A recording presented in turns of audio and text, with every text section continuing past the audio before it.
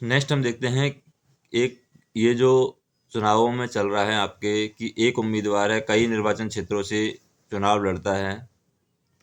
क्या हमें इस प्रथा को बदल देना चाहिए? भारत जैसे बड़े लोकतंत्र में चुनाव संपन्न कराना आसान नहीं है और इसके चलते संविधान ने चुनाव आयोग और सांसद को चुनाव कराने के तरीकों को विनियमित करने का अधिकार दिया है कि संसद और चुनाव आयोग है दोनों मिलकर के चुनाव कराने के जो तरीके हैं उनको अपने हिसाब से बदल सकते हैं। इसका अधिकार इन दोनों को दिया गया है और इसी के अंतर्गत कई निर्वाचन क्षेत्रों से चुनाव लड़ना जन प्रतिनिधित्व अधिनियम 1951 में शामिल किया गया है और 1996 तक उम्मीदवार कितनी भी सीटों से चुनाव लड़ सकता था। इसके बाद संविधान संशोधन करके इस संख्या को 2 तक सीमित कर दिया गया है कि एक उम्मीदवार है वो 2 ही निर्वाचन क्षेत्रों से चुनाव लड़ सकता है। राज्य विधानसभा में एक संख्या और भी अधिक होती है। इसके कारण बार बार उपचुनाव होते हैं क्योंकि राज्य विधानसभा में ये 3 हो जाता है, मतलब 3 सीटों से चुनाव लड़ सकता है राज्य के इस फील्ड में। नवंबर 2024 में मौजूदा विधायकों के इस्तीफों के कारण 44 बार उपचुनाव हुए क्योंकि एक उम्मीदवार है 3 जगह से चुनाव जीत जाता है तो बाकी 2 जगह चुनाव है उपचुनाव करवाने पड़ते हैं क्योंकि 2 जगह उसको इस्तीफा देना पड़ेगा, एक जगह ही वो काम करेगा। तो इसलिए जो चुनाव का खर्चा है वो बढ़ जाता है और 44 बार उपचुनाव हुए हैं। 2024 नवंबर 2024 में जो भी विधायक थे उनके 44 बार उपचुनाव हुए हैं क्योंकि ऐसी सिचुएशन की वजह से, ऐसी व्यवस्था है इसकी वजह से 44 बार यहाँ पर उपचुनाव हुए हैं। अब जो भी उपचुनाव हुए हैं उनकी चुनौतियाँ क्या हैं?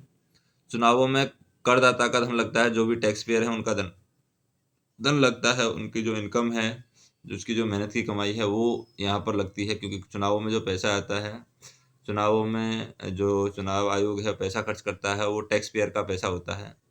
लोकसभा चुनाव का खर्च केंद्र और विधानसभा चुनाव का खर्च है वो राज्य सरकार वहन करती है और केंद्र सरकार और राज्य सरकार के पास में जो पैसा आता है वो टैक्स पेयर का ही पैसा आता है। राजनीतिक दल है अपने स्तर पर भारी खर्चा करते हैं और इसका बोझ अंततः जनता पर ही पड़ता है। दलों की अधिकांश फंडिंग काले धन से की जाती है और यह वित्तीय पारदर्शिता को कमजोर करती है। उपचुनाव का वित्तीय बोझ पराजित उम्मीदवार और उसकी पार्टी पर असंगत रूप से पड़ता है और उन्हें एक बार फिर संसाधन खर्च करने के लिए मजबूर होना पड़ता है। कई सीटों से चुनाव लड़ने वाला उम्मीदवार अनिश्चितताओं के खिलाफ बचाव तंत्र के रूप में कार्य करता है और वह राजनीति को जनता से ऊपर रखता है क्योंकि उसका मानना यह रहता है कि बैकअप लेके चलता है कि एक सीट से नहीं जीतेंगे तो दूसरी सीट से जीती जाएंगे और यह लोकतांत्रिक सिद्धांतों को कमजोर करता है।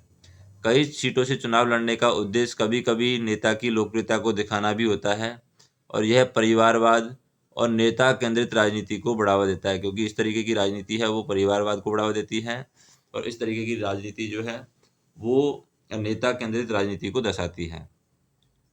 कई निर्वाचन क्षेत्रों से चुनाव लड़ना, उन्हें जीतना और उपचुनाव के लिए सीट खाली करना संविधान के अनुच्छेद 19 वन ए के दिए गए मौलिक अधिकारों का उल्लंघन है क्योंकि संविधान के अनुच्छेद 19 एक ए में मौलिक अधिकार दिए गए हैं जिसमें कुछ चीज़ें बताई गई हैं जिनका उल्लंघन यहाँ पर होता है क्योंकि अगर कई निर्वाचन क्षेत्रों से कोई उम्मीदवार चुनाव लड़ता है और वहाँ से जीतता है, उपचुनाव के लिए सीटें खाली होती हैं तो सभी को वहाँ पर बराबर बराबर मौका नहीं मिल पाता है।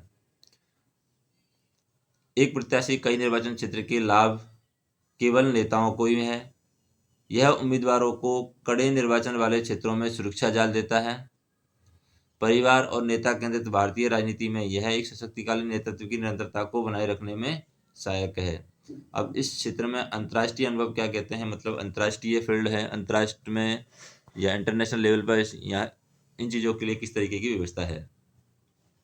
देखिए, पाकिस्तान और बांग्लादेश में उम्मीदवार को कई निर्वाचन क्षेत्रों से चुनाव लड़ने की अनुमति है कि पाकिस्तान और बांग्लादेश में कई जगह से उम्मीदवार है चुनाव लड़ सकता है, ठीक है। फिर यूनाइटेड किंगडम में भी कभी यह प्रथा आम थी लेकिन 1983 में इस पर प्रतिबंध लगा दिया गया है। यूनाइटेड किंगडम में 1983 में इस पर प्रतिबंध लगा दिया गया है। अधिकांश यूरोपीय लोकतंत्र ने स्पष्ट प्रतिनिधित्व और जवाबदेही को बढ़ावा देने के लिए इसे चरणबद्ध तरीके से इसको समाप्त कर दिया गया है। यूरोपीय जो लोकतंत्र है उनमें सब में यहाँ पर धीरे धीरे इनको समाप्त कर दिया गया है। एक उम्मीदवार का एक ही निर्वाचन क्षेत्र से चुनाव लड़ने का मुद्दा राजनीतिक है। उम्मीदवार पर कई निर्वाचन क्षेत्र से नामांकन पर प्रतिबंध लगाने के लिए जन प्रतिनिधित्व अधिनियम 1951 की धारा 33(7) में संशोधन की आवश्यकता होगी। ऐसा बदलाव लाने के लिए राजनीतिक इच्छा शक्ति और प्रमुख दलों के समर्थन की आवश्यकता है। ये जो लेख छपा है द हिंदू न्यूज़पेपर में लेख छपा है और इसको 16 दिसंबर 2024 को लेख छपा था और उसके बेस पर ये लेख को तैयार किया है AFIS ने। हमने आपको इसको एज ए ऑडियो फॉर्म में रिप्रेजेंट किया है। बाकी चीज़ें हम देखते हैं, नेक्स्ट टॉपिक जो भी रहेगा वो हम देखते हैं नेक्स्ट वीडियो में। धन्यवाद।